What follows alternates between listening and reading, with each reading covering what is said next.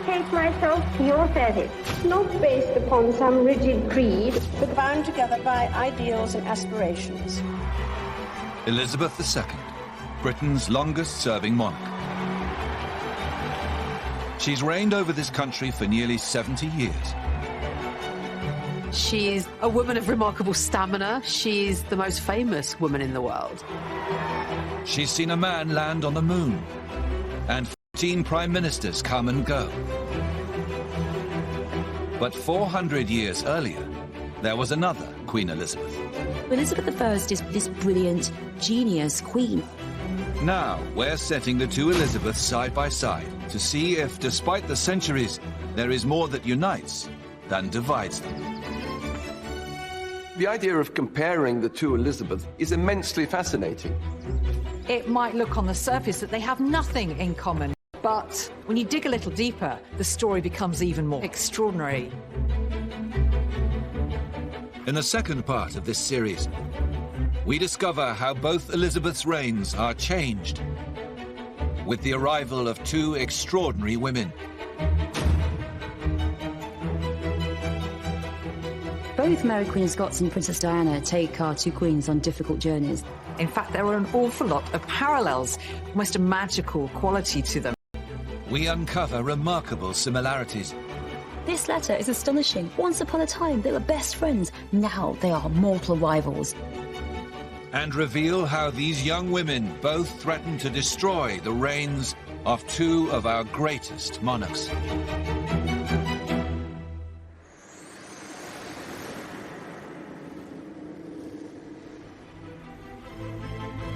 The story of Queen Elizabeth I and Elizabeth II's rise to the throne has revealed some intriguing similarities. Both women rose from royal obscurity to become popular and successful monarchs.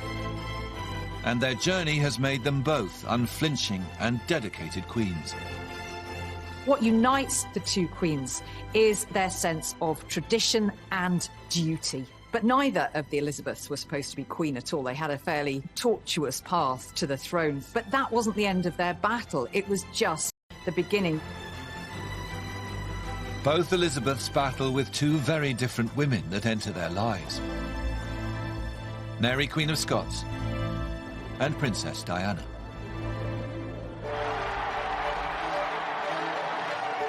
In 1981, Elizabeth II's eldest son and heir to the throne, Prince Charles, marries the 20-year-old Lady Diana. The Queen has gained a very special new member of her family. The whole world was transfixed by this dazzling young woman coming in, livening up, frankly, the slightly boring old British monarchy. It's a huge moment in society. The wedding, it's gigantic. It's much bigger than the Queen's wedding. The millions and millions watching it. The millions of girls getting married in exactly the same dress with exactly the same hair. The Queen is thrilled to see such a rapturous welcome for her new daughter-in-law. She believes Diana has all the makings of a perfect princess. Although she was very young, she came from a very aristocratic dynasty. The Spencers go way back in history. And of course her father had been a query to the Queen. She knew the royal family really from childhood. Diana was the virgin bride that her son, Prince Charles, needed in order to provide an heir and settle the future succession. So Diana was seen as the great hope of the royal family. And the perfect match quickly bears fruit. Diana produced very, very quickly, giving birth to William within a year and then shortly afterwards to Prince Harry. So she had the heir, she had the spare heir, she had absolutely fulfilled her wifely duty as the Queen saw it. 400 years earlier, Elizabeth I learns of a new arrival into her royal circle. In 1561, Mary Stuart returns from France to become Queen of Scotland. Mary has lived in Europe since childhood, but she has a rightful claim to the Scottish throne. And she is also Elizabeth I's cousin. Elizabeth hopes that having her relative on the throne will keep the Kingdom of Scotland stable. and protect her own position. Elizabeth I believed that Mary, Queen of Scots, was the legitimate sovereign of Scotland and therefore should be restored to her throne, and that they did have that kind of common purpose as queens. Mary quite often writes to her as my cousin and my sister. There is at least one letter from Elizabeth where she writes to Mary saying, "I am thinking of you as a mother doth." Elizabeth is relieved that Mary has been warmly accepted by her Scottish subjects. In fact, Mary is making a big impression. She is a Tudor fairy tale. Mary, Queen of Scots, had a real charisma about her. The whole of Europe's fascinated by her. When she comes back to take her throne, Scotland is overwhelmed. The hysteria to see her. She is like the Diana of her day. Diana is this megawatt, this celebrity. You know, people are obsessed by her, and the press go wild for her. In 1984, Queen Elizabeth II opens Parliament, and her new daughter-in-law, Diana, attends the ceremony. But she rapidly becomes a distraction from important royal business. So the Queen here descending from the state carriage with Princess Diana by her side. But more of the world's attention is focused on the princess rather than the monarch. Why? Well, because of how Princess Diana has chosen to style herself. She has this incredibly new hairstyle, very unlike anything she's worn before. Almost a natural magnetism that she seems to have, drawing the eye of the camera. This is all about the state opening of Parliament. It's the Queen that should be the centre, not the princess. On the following morning, the press are not focused on the political agenda. They're not even focused on Elizabeth II. All of these headlines about Diana's striking hairstyle, it was Diana that was the sort of centre of attention. The Queen was furious. Diana's celebrity is starting to overshadow matters of the crown. And Elizabeth I is also becoming concerned about Mary's rapidly growing popularity. She asks to see a portrait of the beautiful Scottish monarch.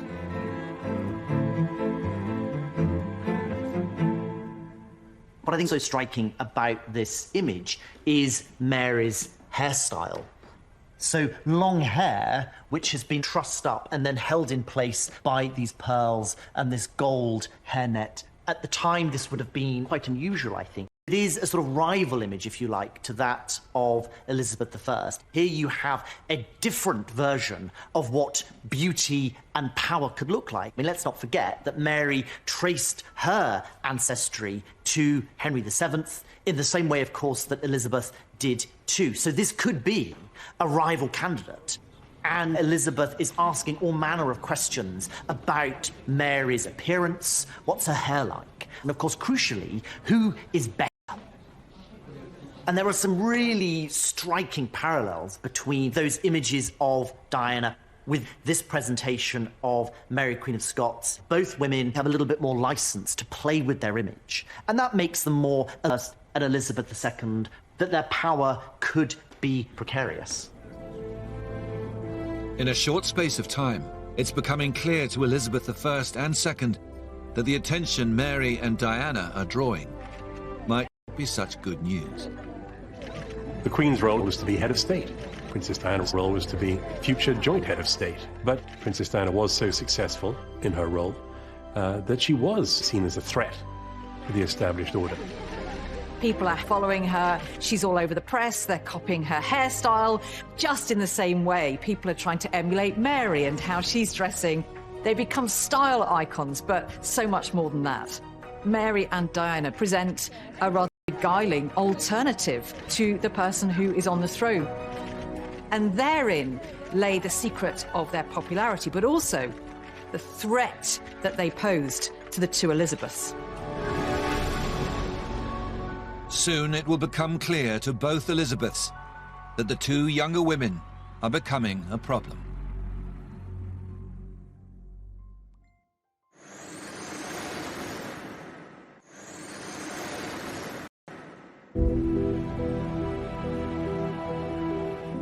Elizabeth I and Elizabeth II both placed the importance of the crown before anything else. But now, the presence of two young female relatives, Mary Queen of Scots and Princess Diana, is beginning to have an impact on the popularity of the monarchy. The proximity of these glamorous fairy tale figures, this romantic alternative model of monarchy, is going to present them with some of their most testing times. Just a few years after entering the royal circle, it appears that Mary and Diana may not be the fairy tale our Elizabeths had hoped for. And the situation soon becomes more problematic when both Diana's and Mary's marriages start to go wrong. The controversial fallout of Mary and Diana's marriages really brings trouble to the door of both queens. Elizabeth can't ignore the situation that is unfolding in Scotland. And of course, Elizabeth II is completely unable to just sit back and watch this disaster unfold before her eyes. In 1986, Elizabeth II receives Princess Diana for a chat behind closed doors. Diana has discovered evidence that Prince Charles is having an affair. For Princess Diana, there was a hope that somehow the Queen would intervene to make things okay in her marriage again between two strong women. There was a certain school of traditional royal thought that Diana should stop being silly. For Elizabeth, there is only one thing for Diana to do: put a lid on her marital problems and protect the reputation of the House of Windsor and the monarchy. Elizabeth II is a personally, as well as professionally, religious woman who in her childhood was scarred by her uncle's abdication to marry a divorced woman. So everything in Queen Elizabeth's background steers her towards the sanctity of marriage. And certainly she'd have seen marriage as something to be worked on and subservient to preserving the future of the throne. But Diana wasn't made like that. Diana was angry. Diana was defiant. She thought, the heck with this. I am not going to be swept under the carpet. Centuries before, Elizabeth I is disappointed to find out that Mary, Queen of Scots, has ended up in a troubled marriage of her own. Mary has chosen to marry a powerful English nobleman called Lord Darnley. Very early in Mary's reign, she married Henry Lord Darnley. Now, it was a love match for her. She fell head over heels.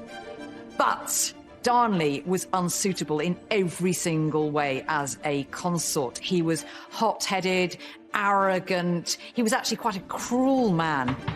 So the marriage became absolutely toxic.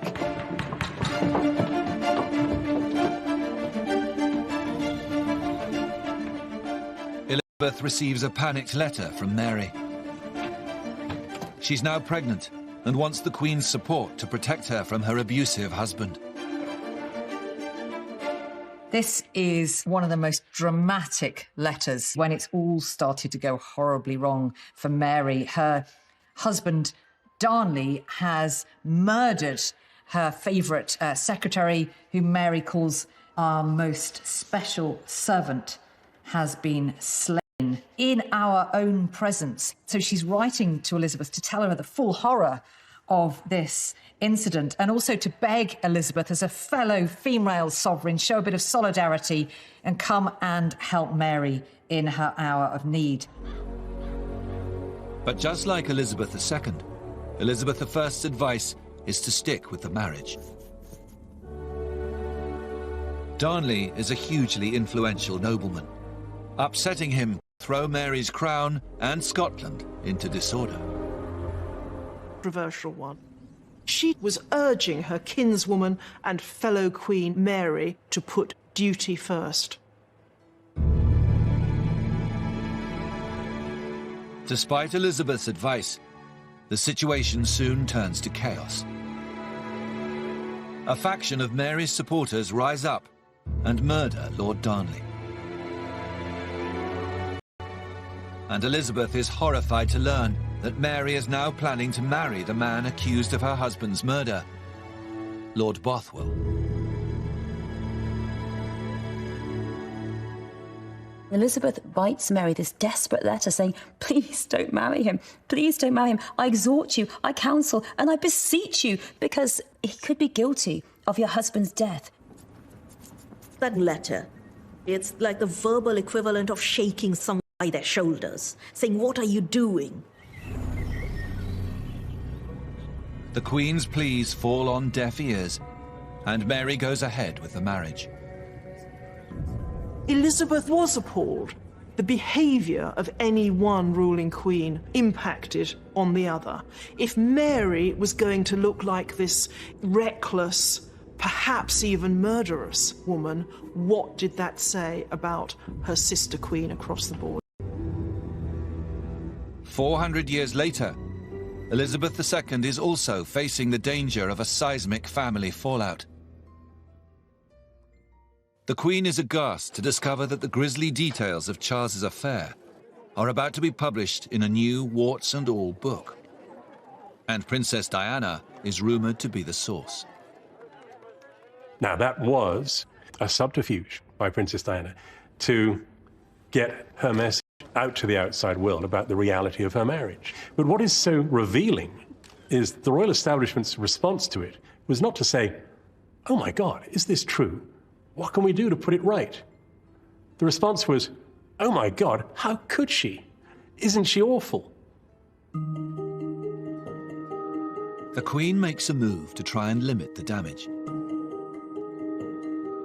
She tells Charles and Diana that they must attend a royal trip to South Korea and make it work, at least in front of the cameras.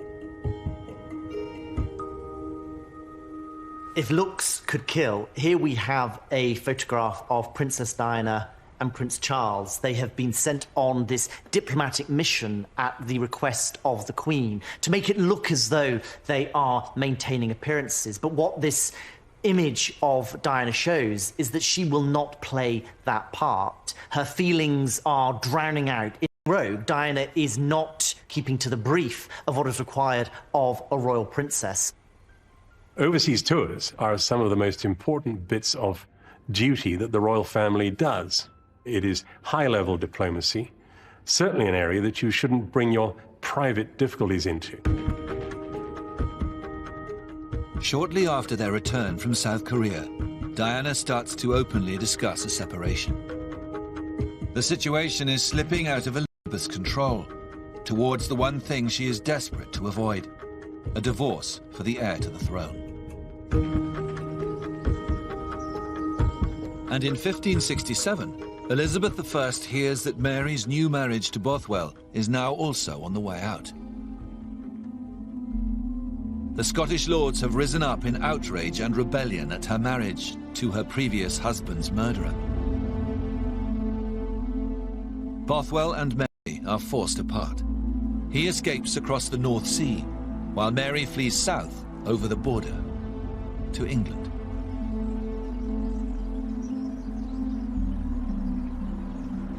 She comes to England to seek sanctuary and also to get Elizabeth's help to restore her to the Scottish throne.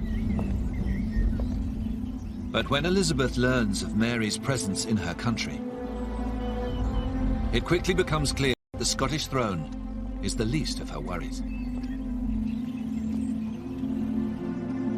Mary's religious background makes her an attractive prospect for some very powerful factions.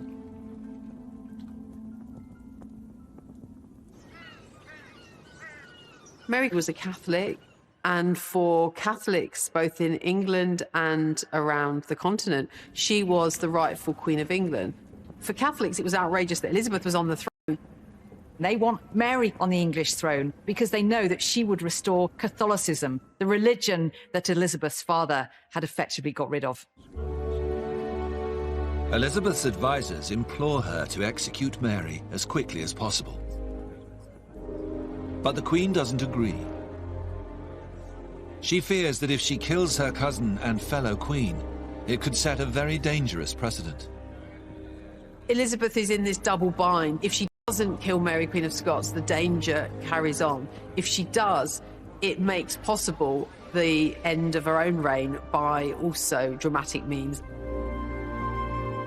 Elizabeth resolves to keep Mary under house arrest. But soon, the Queen can see that imprisoning her has only increased Mary's status as a romantic icon. The sympathy Mary, Queen of Scots gets, even after she's left her throne, even when she's made marriages that seem very unwise, there's this huge amount of passion and sympathy. She's seen as this tragic queen. Both Diana and Mary really, I think, surprise the queens about how much sympathy they get. With Charles and Diana now living apart, and evidence in the press that Diana has also been having affairs, Elizabeth II is perturbed to discover that public support for the princess is only growing. It really was, Diana, we love you, we're with you, we're behind you. And it must have puzzled the Queen, why that someone who, in her terms, was breaking the rules, was doing what wasn't right, should be the one who garnered this massive international outpouring of sympathy. Later that year, the fallout from the Diana saga literally hits home for the Queen. A fire rips through Elizabeth's beloved childhood home, Windsor Castle, destroying countless historic rooms. But the public's reaction to the disaster is surprisingly unsympathetic. It wasn't just accepted that the people would help to pay for the repair of this symbol of royal authority. It is very remarkable for a monarchist paper like the Daily Mail to be saying that no, the nation didn't want to pay for the repairs to the Queen's home. Why should a hard-pressed ordinary people be footing the bill? In the words of one of my more sympathetic correspondents, it has turned out to be an annus horribilis. There was a backlash that she now faced from her people. They were beginning to question the monarchy, and particularly question how much the monarchy should be financially supported. I'm not sure that would have happened without Diana. In the face of an increasing threat, both queens react by cutting off communication completely. Elizabeth II makes it known she will never meet Diana in private again. And Elizabeth I resolves that she will never meet her cousin Mary. But both queens will soon learn that avoidance will only make things much worse.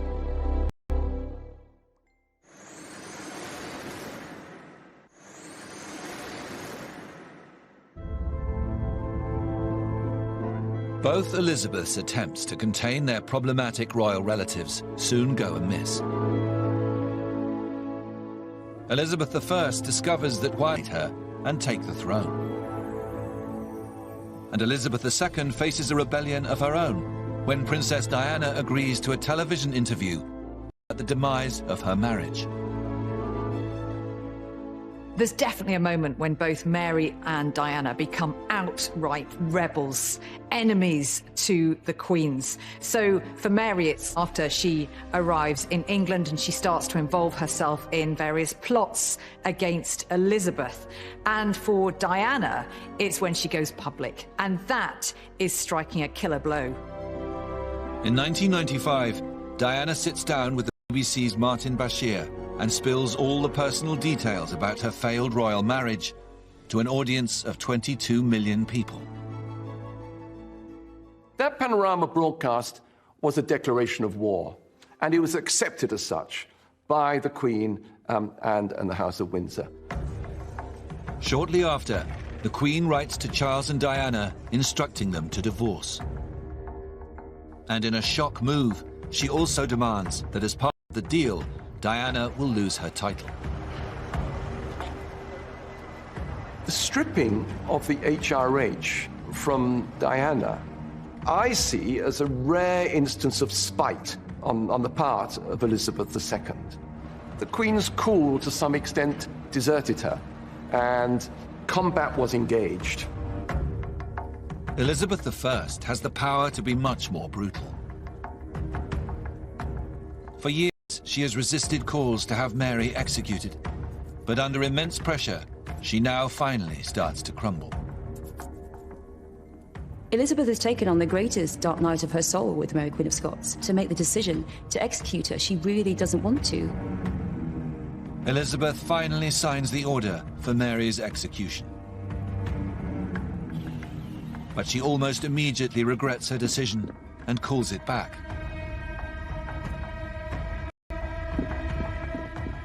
Elizabeth claimed that she hadn't meant to sign the warrant, she wasn't sure what she'd been given to sign, and that she'd then tried to revoke it, but it was too late. Of course, her ministers took the warrant straight up to Fotheringay so that Mary might be executed. They realised that if they wait days, weeks to sort of decide on how this is going to happen, Elizabeth may well have changed her mind, and so they act decisively, they act quickly. On the 8th of February 1587, Elizabeth I is told that Mary is dead.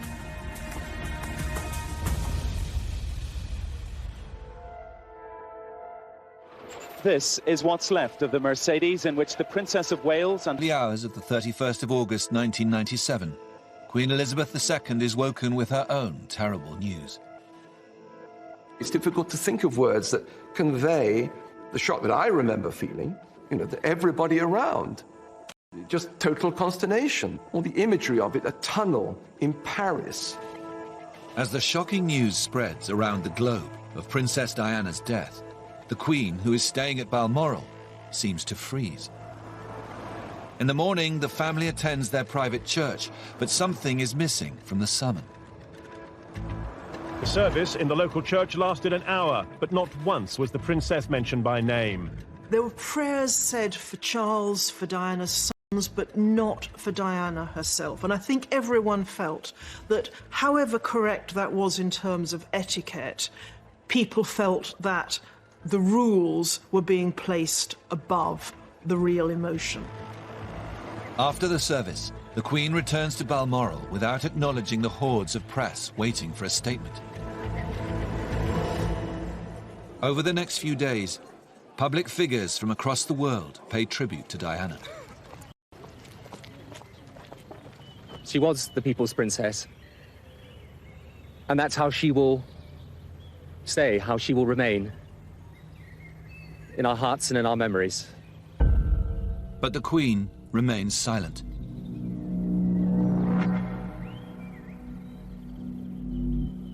Elizabeth I also withdraws completely. There are accounts of Elizabeth sinking into bouts of depression just by the sheer kind of emotional anguish that comes from that event. She's having nightmares afterwards, being really angst-ridden about it.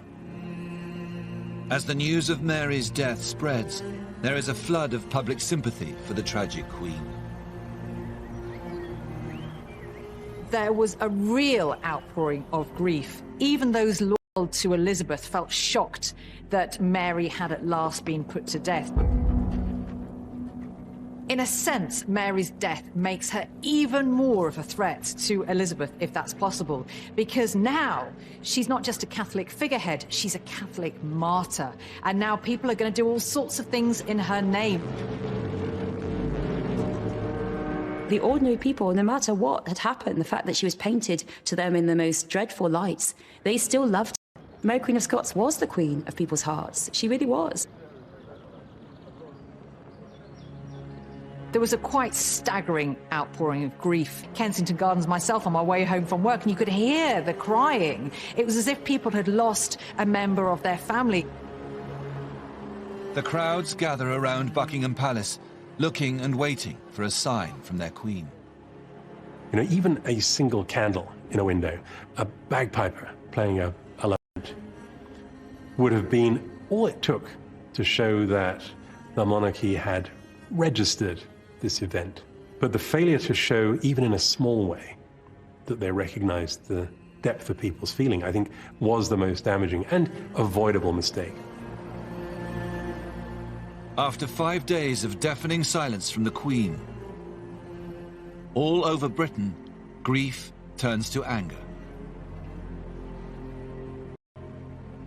The horror, the shock at Diana's death, this young mother dying in this horrific situation, a lot of that becomes really channeled towards the Queen.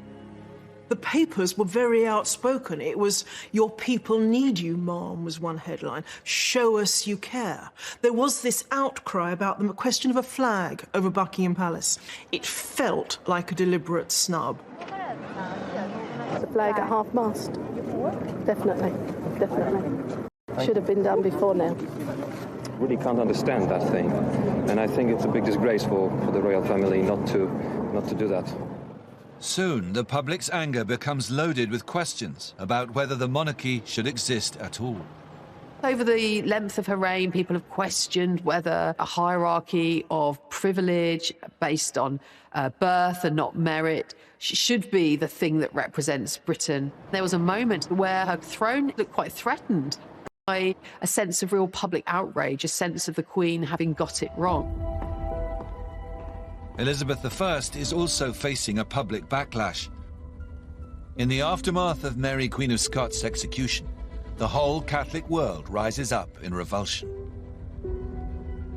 King Philip II of Spain, the world's richest and most powerful man, vows to avenge Mary, the Catholic Queen. He launches the mighty Spanish Armada. 130 galleons are on their way to invade England and destroy Elizabeth.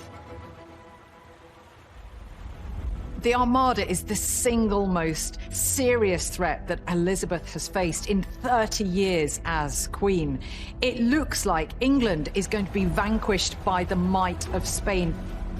And in the days after Diana's death, there is quite a volatile atmosphere in England. It almost feels like there's some kind of rebellion brewing.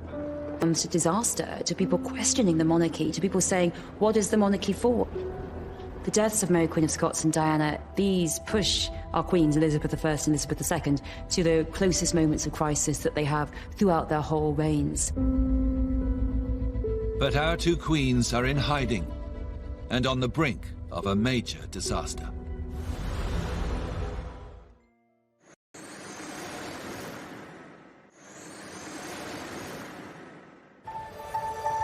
Elizabeth I and Elizabeth II both make the same bold decision. Faced with a dangerous crisis that could topple them from the throne, they prepare to face the fallout of Diana and Mary's deaths head-on by addressing their people directly. Both women here are facing turning points and to step forward with the same challenge facing them. With a Spanish invasion force of 30,000 troops gathering across the English Channel, Elizabeth I tells her advisors that she will ride down to the south coast and personally address her troops. Elizabeth chose this moment with the Armada just off England's shores to ride out into danger. She doesn't want to be seen to be in an ivory tower, sort of holed away in one of her palaces, distant from her people as they're facing this threat.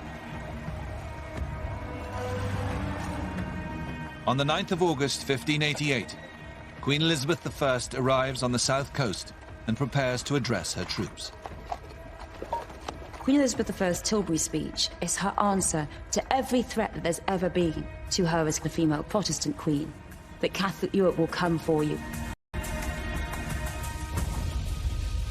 I have come among you now as your queen. That's how she begins her speech. She is among her people. She isn't creating this traditional distance between the monarch and their subject.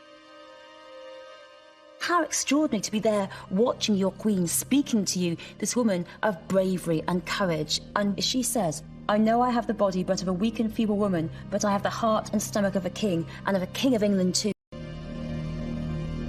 That very neat balance between the body of a feeble woman and the heart and stomach of a king, which admits her weaknesses, but then transcends them really effectively so that you forget about them. She's there, she's ready to stand and fight shoulder to shoulder with her army. And she makes it very, very clear that she is devoted to England. This is Elizabeth's great speech at the time of crisis. very like that moment when Elizabeth II addressed the nation at her great moment of crisis, Diana's death. With the anger over Diana's death now threatening to take down the entire institution of the monarchy, the Queen decides that the time has come for her to speak directly to the nation. This is the greatest moment of crisis in her reign. She has to get back the public affection. There is this anger against her. If she got this one wrong, it would be another nail in the coffin of the monarchy. And the Queen is the only one who can save it. Everything's riding on this one public TV address.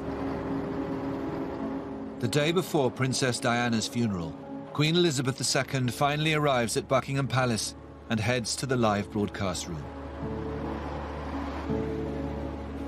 There is a huge amount of pressure on the Queen at this moment. If she comes across as in any way aloof, then really there are going to be disastrous consequences. What I say to you now, as your Queen and as a grandmother, I say from my heart. First, I want to pay tribute to Diana myself. She was an exceptional and gifted human being. In good times and bad, she never lost her capacity to smile and laugh.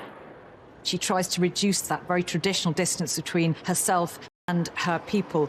And now she shows herself to have a much more human, even vulnerable side. I, for one, believe there are lessons to be drawn from her life and from the extraordinary and moving reaction to her death.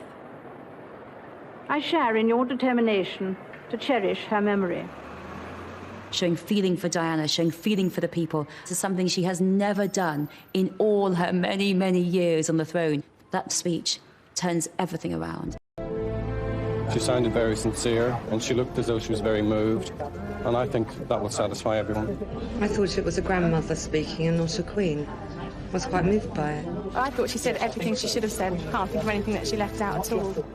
It's one of those moments when you can feel history turning, and the lump comes to the throat, and suddenly all is right again. It is an extraordinary comparison across the centuries between two women who both managed to sway the course of history through what they say to their people. Just a day after Queen Elizabeth I delivers her speech at Tilbury, she is told of incredible news. Sir Francis Drake and the English Royal Navy have scattered the Spanish Armada. Elizabeth has defeated the mighty power of Spain. There's a wonderful portrait of Elizabeth I called the Armada Portrait, and it's particularly wonderful because of the aura of power that it seems to possess. This portrait has Elizabeth with her long white hand on the globe as the mistress of the world, and beyond you look out onto the sea where the Spanish ships are burning. And that's such a fantastic encapsulation of Elizabeth as Gloriana, as the Queen of England. In the years that follow the Diana crisis, Queen Elizabeth II's popularity also goes from strength to strength. As she continues to carry out her duties with unwavering dedication, she's also managed to have a little fun along the way. Elizabeth II commands great affection and respect, whether people are great monarchists or republicans. And whatever comes next, her reign will define the monarchy in a way, I think, that will never be repeated. It is perhaps the last of its kind. We have seen how Elizabeth I and II share some remarkable similarities, both coming from royal obscurity to win over doubters and strengthen their nation's position in the world. They have overcome tragedy and adversity to secure their place in history as two of Britain's longest reigning and most successful monarchs. Elizabethan England, that was a great age for our country. Francis Drake, Walter Raleigh, Shakespeare. I think we can rightly take pride in that, and it wouldn't have worked like that if she'd been a different sort of woman. Elizabeth II, driven by the same mental fortitude, the same sense of duty, in a totally different age, she has triumphed as well. This woman has made the second Elizabethan age come true. She's given real meaning to it for people. And, as you see, made us feel quite emotional about it. These two queens, Elizabeth I and Elizabeth II, really confirm that queens do it better.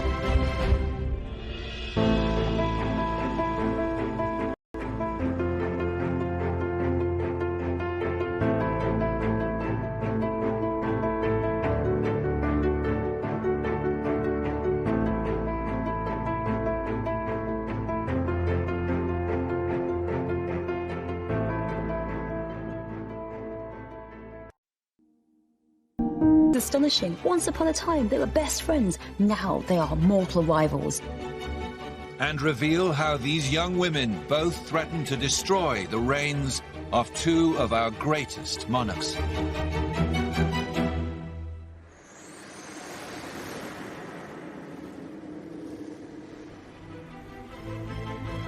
The story of Queen Elizabeth I and Elizabeth II's rise to the throne has revealed some intriguing similarities. Both women rose from royal obscurity to become popular and successful monarchs. And their journey has made them both unflinching and dedicated queens. What unites the two queens is their sense of tradition and duty. But neither of the Elizabeths were supposed to be queen at all. They had a fairly tortuous path to the throne. But that wasn't the end of their battle. It was just the beginning. Both Elizabeths battle with two very different women that enter their lives.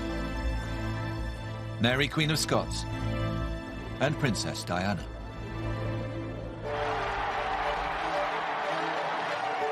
In 1981, Elizabeth II's eldest son and heir to the throne, Prince Charles, marries the 20-year-old Lady Diana. The Queen has gained a very special new member of her family.